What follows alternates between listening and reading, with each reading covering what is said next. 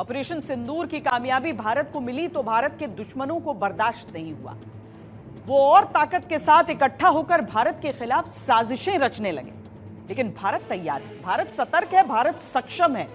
एक तरफ पाकिस्तान है, दूसरी तरफ चीन है, साथ ही बांग्लादेश के समय समय पर आते बयान है और तुर्की, अजरबैजान, कतर जैसे देशों से भारत को इस समय सावधान रहना होगा।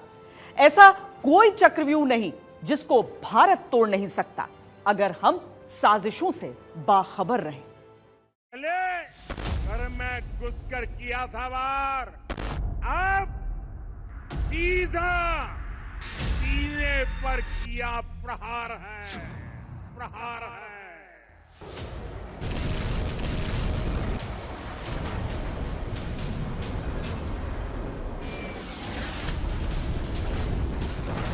ये नया भारत है। अब नया भारत किसी को छेड़ता नहीं है, लेकिन कोई छेड़ता है तो उसको छोड़ता भी नहीं है। ऑपरेशन सिंदूर से उनके हेडक्वार्टर्स को नेस्त नाबूद कर पहलगांव के हमले का बदला जैसे मोहम्मद और लश्कर-ए तोयबा के हेडक्वार्टर को जमीन दोस्त कर मिट्टी में मिला कर लिया।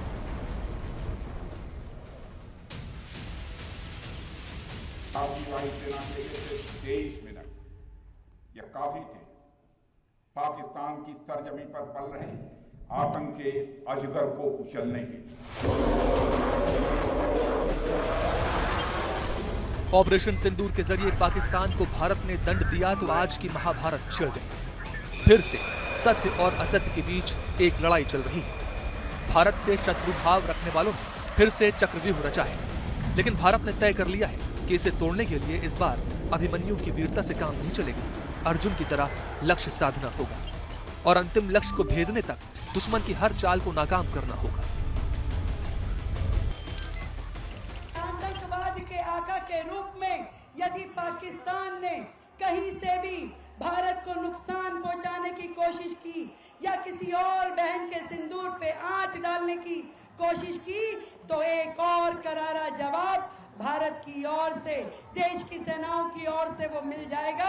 उसके लिए वो तैयार हैं। अभी आतंकवादियों के आतंक से आतंकित होने वाला भारत नहीं है।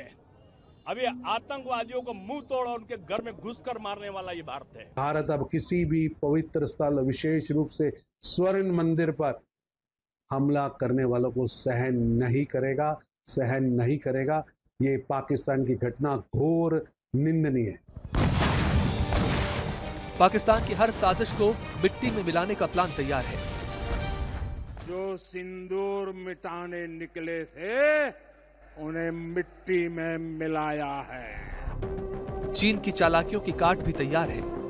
हमारे एक फ्रंट पर चाइना है और दूसरे फ्रंट पर पाकिस्तान है, तो वो दो लड़ाई को हम हमेशा ध्यान रखते हैं। तुर्की को भी करारा जवाब मिलेगा, चाहे वो टर्किश ड्रोन्स हो या और कहीं के भी ड्रोन्स हो। हमारे काउंटर यूएस सिस्टम्स, हमारे ट्रेन्ड एयर डिफेंस ऑपरेटर्स पूरी तरह सक्षम हैं और हमारी देश की जो इंडिजिनस कैपेबिलिटी है काउंटर यूएस के लिए, उसने दिखा दिया है कि चाहे किसी भी तरह की टेक्नोलॉजी आ जाए, हम उसको काउंटर करने के लिए तैयार हैं। अजरबैजान को भारत से दुश्मनी महंगी पड़ेगी। सामने से चली जा रही हर चाल पर भारत की नजर है। ये सिर्फ आक्रोश नहीं है, ये समर्थ भारत का रौद्र रूप है। छुपकर वार करने वालों की फितरत भी छुपी नहीं है। ये वक्त है पहचान का, जो साथ है उसकी भी, जो साथ नहीं है उसकी भी, जो खामोश है उसकी भी और जो दुश्मन को ताकत दे रहा है उसकी भी। हमारे पड़ोसी देश पाकिस्तान अपने ही मुल्क से टेररिस्ट कैंप्स को चलाता है, उसकी सरपरस्ती करता है, उसको सपोर्ट करता है और फिर ये लोग हमारे मुल्क में आकर यहाँ पर टेररिस्ट एक्टिविटीज करते हैं। तो इन्हीं चीज़ों को हम इन 4 कंट्रीज में जाएंगे और उनके सामने रखेंगे। भारत ने जो न्यू नॉर्मल सेट किया है पिछले दशक में, यह है कि आतंकवाद के लिए हमारा जीरो टॉलरेंस है। ये नया भारत है, ये जरूर हम रेस्पॉन्स देंगे और जो कोई ऐसा हमला करने के लिए सोच रहे हैं उनको सोचना पड़ेगा कि वो बहुत महंगा पड़ेगा उनको। और ये हम करके दिखाए हैं, भारत ने करके दिखाया है ऑपरेशन सिंदूर के जरिए। जो कूटनीति से मानेगा उसके लिए कूटनीति है, जो राजनीति से मानेगा उसके लिए राजनीति है। भारत की रणनीति में राष्ट्र नीति है, लिहाजा जो प्रत्यक्ष या अप्रत्यक्ष युद्ध नीति की भाषा समझेगा उसके लिए मजबूत युद्ध नीति भी तैयार है। आतंक के विरुद्ध भारत की लक्ष्मण रेखा अब एकदम स्पष्ट है। अब फिर कोई टेरर अटैक हुआ तो भारत जवाब देगा, पक्का जवाब देगा। ये भारत ही है जिसने कुछ दिनों पहले दुनिया को संदेश दिया था कि ये युद्ध का युग नहीं है। भारत आज भी इसी पॉलिसी को मानता है, लेकिन जब बात देश के सम्मान, स्वाभिमान और संप्रभुता की हो तो नीति जरा सी बदली है। जो छेड़ेगा उसे छोड़ेंगे नहीं। जो लोग पाकिस्तान में बैठ करके आतंकवादियों को प्रश्रय दे रहे हैं, आतंकवाद को पनपा रहे हैं, और ये आतंकवाद में विश्वास के साथ कहता हूं ये पाकिस्तान को ही ले डूबेगा एक दिन। अब ज्यादा दिन नहीं रहे पाकिस्तान के पास। पहलगाम हमले के बाद भारत ने सुरक्षा नीति को राष्ट्रहित में रणनीतिक रूप से बदला है और ये ऐलान है अब भारत का कि दुश्मन पर सिर्फ वार नहीं होगा बल्कि उसकी बची कुची जमीन को हमेशा के लिए मिट्टी में मिलाया जाएगा। भारत को पड़ोसी देशों की हर चाल और चुनौती का अंदाजा भी खूब है और भारत अब हर तरह से तैयार है।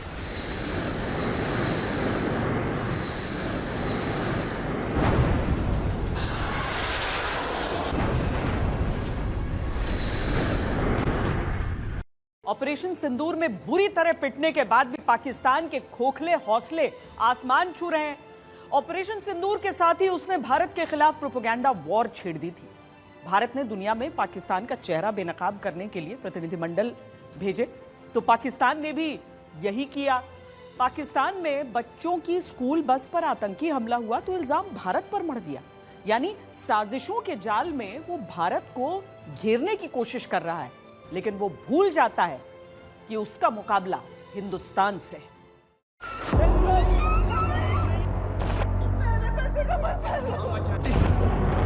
चलो मेरे तुम भी करते हैं।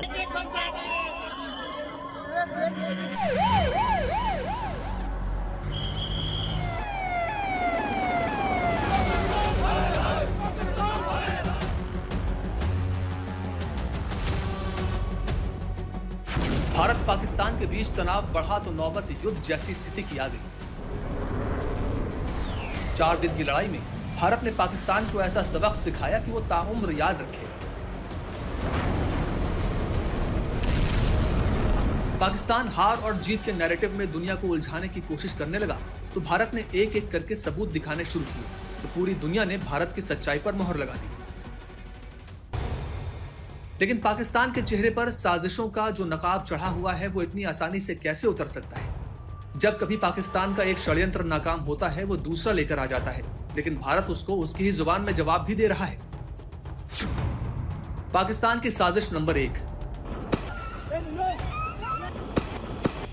पाकिस्तान ने भारत में आतंकी भेजकर पहलगाम में हमला कराया जिसमें 27 निर्दोष लोगों की धर्म पूछकर जान ले ली गई। जवाब में भारत ने ऑपरेशन सिंदूर चलाया जिसमें पाकिस्तान के 9 आतंकी ठिकाने तबाह किए, 100 से ज्यादा आतंकी मारे गए, 11 एयरबेस तबाह हो गए।